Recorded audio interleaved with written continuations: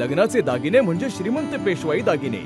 नाशिकचे सुप्रसिद्ध सराफ मयूर अलंकार सराफ. ताज्या बातम्यांसाठी नाशिक न्यूजच्या YouTube चॅनलला सबस्क्राईब करा आणि बेल आयकॉनला प्रेस करा.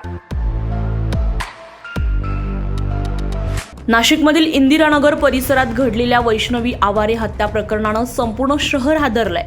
वनसंपदा सोसायटीतील गार्डनमध्ये शुक्रवारी रात्री 10:30च्या सुमारास 20 वर्षीय वैष्णवीची धारदार शस्त्रानं निर्घृण हत्या करण्यात आली आहे.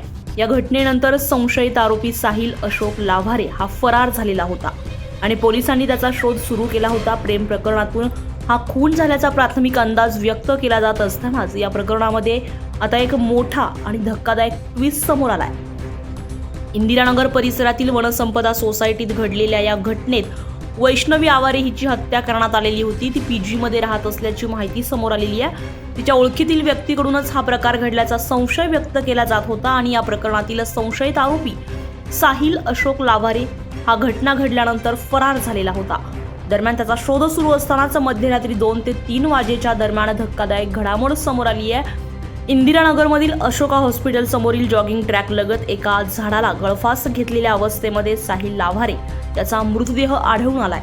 खून करून फरार झालेल्या संशयिताचा काही तासांतच मृतदेह सापडल्यानं परिसरात मोठी खळबळ उडाली आहे. प्रेम प्रकरणातून हा खून झाल्याचा प्राथमिक संशय व्यक्त केला जात असला तरी आरोपीनं आत्महत्या केली की या प्रकरणामागे आणखी काही गूढ आहे याचा तपास इंदिरानगर पोलीस करताय. वैष्णवी हत्या प्रकरणातील या धक्कादायक वळणामुळे अनेक प्रश्न निर्माण झाले आहेत. खून आणि आरोपीच्या मृत्यूमागील नेमकं कारण काय याकडे आता सर्वांचंच लक्ष लागलंय. संजय परमार, नाशिक न्यूज, नाशिक. ताज्या बातम्यांसाठी नाशिक न्यूजच्या YouTube चॅनलला सबस्क्राईब करा आणि बेल आयकॉनला प्रेस करा.